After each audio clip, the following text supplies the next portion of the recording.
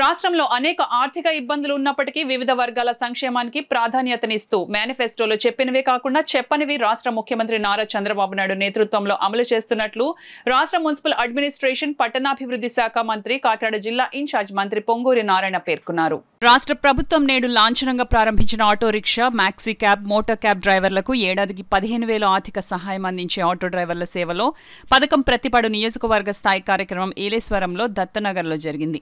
ఈ కార్యక్రమానికి రాష్ట్ర మున్సిపల్ అడ్మినిస్ట్రేషన్ పురపాలక శాఖ మంత్రి, కాకినాడ జిల్లా ఇన్ఛార్జ్ మంత్రి పి నారాయణ, రాజ్యసభ ఎంపీ సానా సతీష్ బాబు, కాకినాడ పార్లమెంట్ సభ్యుడు తంగెళ్ల ఉదయ్ శ్రీనివాస్, జిల్లా collector Shanmohan, DCCB chairman Tummala Ramaswamy, MLC Perabathula Rajasekharam, Prathipadu నియోజకవర్గ ఎమ్మెల్యే వరపుల సత్యప్రభ, పిఠాపురం మాజీ ఎమ్మెల్యే ఎస్వీఎస్ఎన్ వర్మ, మాజీ జెడ్పీ చైర్మన్ జ్యోతుల నవీన్, ఇతర ప్రజాప్రతినిధులు ముఖ్య అతిథులుగా హాజరై auto rickshaw, maxi cab, motor cab డ్రైవర్లకు ఏడాదికి 15,000 ఆర్థిక సాయం అందించే మెగా చెక్కును ఆటో డ్రైవర్లకు అందజేశారు. తొలుత మంత్రి నారాయణ, ఎంపీ సానా సతీష్ బాబు, జిల్లా collector Shanmohan, MLC Perabathula Rajasekharam, MLA Satyaprabha Yeleswaram Lingavarapu colony నుంచి స్వయంగా ఆటోను నడుపుతూ ఏలేశ్వరం దేవి చౌక్ మీదుగా ఆటోలతో ర్యాలీగా దత్తనగర్లో ఏర్పాటు చేసిన సభావేదికకు చేరుకున్నారు.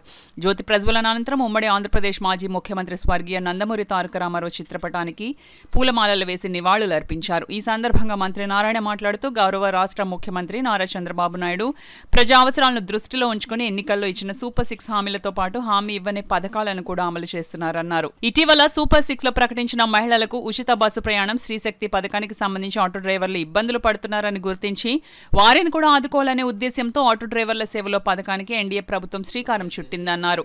రాజ్యసభ సభ్యులు సానా సతీష్ బాబు మాట్లాడుతూ ఆటో డ్రైవర్ల కుటుంబం సంతోషంగా ఉండాలనే ఉద్దేశ్యంతోనే ఆటో డ్రైవర్ల సేవలో పథకాన్ని సీఎం చంద్రబాబు ప్రారంభించారన్నారు. ఆటో డ్రైవర్ల సమస్యలను పరిష్కరించేందుకు తాను ఎప్పుడూ అందుబాటులోనే ఉంటానని ఆయన తెలిపారు. జిల్లా కలెక్టర్ షణ్మోహన్ మాట్లాడుతూ ఆటో డ్రైవర్ల సంక్షేమం నిమిత్తం రాష్ట్ర ప్రభుత్వం నేటి నుంచి అమలు చేస్తున్న ఆటో డ్రైవర్ల సేవలో పథకం లబ్ధిదారులను కుల, మత, రాజకీయ భేదాలకు తావు లేకుండా అత్యంత పారదర్శకంగా ఎంపిక చేయడం జరిగిందన్నారు. ఈ పథకం కింద కాకినాడ జిల్లాలో 12,966 మంది లబ్ధిదారులకు 19.44 కోట్ల మేర లబ్ధి చేకూరిందన్నారు. ఈ సొమ్మును అర్హులైన లబ్ధిదారుల ఖాతాల్లో నేరుగా జమ చేయడం జరుగుతుందని ఆయన తెలిపారు.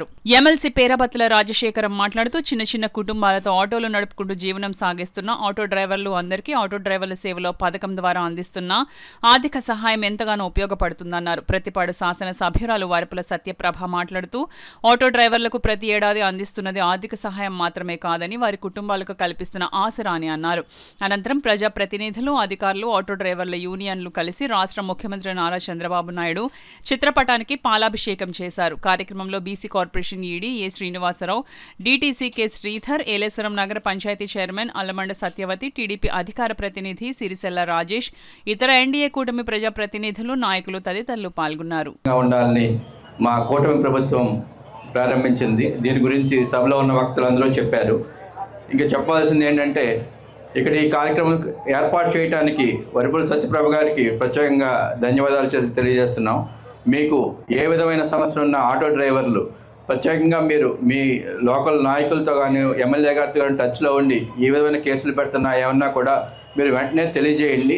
మా ప్రభుత్వం స్నేహపూర్వమైన ప్రభుత్వం. మీరు ఎవరితో అన్నా ఏ టైంలో అన్నా కూడా అందుబాటులో ఉండే నాయకులు మీకు ఉంటారు. మేము ఈ కార్యక్రమాన్ని, ఈ 15,000 రూపాయల కార్యక్రమాన్ని ప్రత్యేకంగా పత్తిపాడు కాన్స్టిట్యున్సీలో 1,500 మంది ఆటో డ్రైవర్లకు లబ్ధి పొందడం జరిగింది. కాకినాడ జిల్లాలో 15,000 మంది ఆటో డ్రైవర్లు లబ్ధి పొందడం జరిగింది. ఈ కార్యక్రమాన్ని ప్రారంభించిన డబ్బులు లేవు, ఖజానా ఖాళీ అయినా ప్రజలకు మాట ఇచ్చాం, మాట తప్పకూడదని. వికలాంగులకు 6,000, క్రానిక్ డిసీజ్ ఉన్నటువంటి అటువంటి వాళ్ళకి 10,000, అదేవిధంగా అటెండర్ సపోర్ట్ కావాల్సింది బెడ్ మీద ఉన్న వాళ్ళకి 15,000. ఇవన్నీ ఏదైతే ముఖ్యమంత్రి గారు ప్రజల యొక్క సంక్షేమం ఇంపార్టెంట్ అని చేశారు. అదేవిధంగా మహిళలకి 3 గ్యాస్ సిలిండర్లు, అదేవిధంగా ఈ మధ్యనే ప్రారంభించిన ఉచిత బస్సు ప్రయాణం. ఇవన్నీ డబ్బులు కాదు, డబ్బులు లేవు, ఖజానా ఖాళీ అయినా ప్రజలకు మాట ఇచ్చాం, మాట తప్పకూడదని. అదేవిధంగా రైతు సోదరులకి 20,000 ఇస్తామని చెప్పారు. అందులో 6,000 కేంద్ర ప్రభుత్వం, 14,000 రాష్ట్ర ప్రభుత్వం మొదటి ఇన్స్టాల్మెంట్ రిలీజ్ చేశారు. దానికి కూడా డబ్బులు లేవు.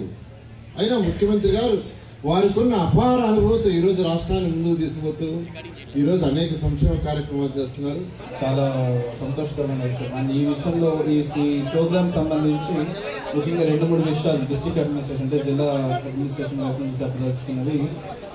ఈ ఎలిజిబిలిటీ కానీ అంటే ఎవరి అర్హులు, ఎవరికి ఎలాంటి ఆటో డ్రైవర్లకు మనం ఇస్తున్నాము, వాటి అర్హత సంబంధించి గవర్నమెంట్ నుంచి వచ్చిన ఆదేశాల మేరకు ఎలాంటి కార్యక్రమంలో ఇవాళ దాదాపు మన జిల్లాలోనే 12,000 మందికి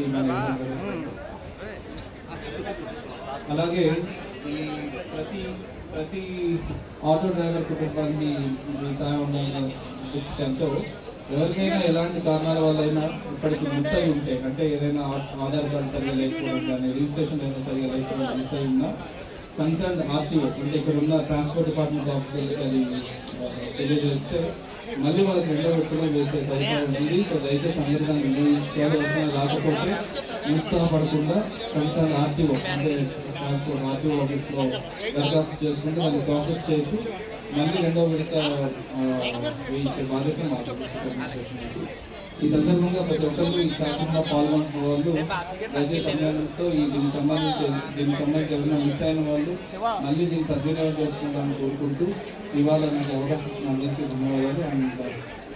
కూటమి ప్రభుత్వం యొక్క మరొక్కసారి పేదల ప్రభుత్వం, కార్మికుల ప్రభుత్వం ఏదైతే ఇప్పటి వరకు జరిగిన అభివృద్ధి కార్యక్రమాలు, అంతేపాటు సంక్షేమ కార్యక్రమాలు వీటిలన్నింటినీ చూసుకుంటే మన పేదల తరపున మన కూటమి ప్రభుత్వం నాయకులు ఉన్నారు. వారి సహాయంతో మన నియోజకవర్గంలో కూడా మనం ముందుకు వెళ్తున్నాం అన్నది మరొక్కసారి మనం నిరూపించుకోవచ్చు.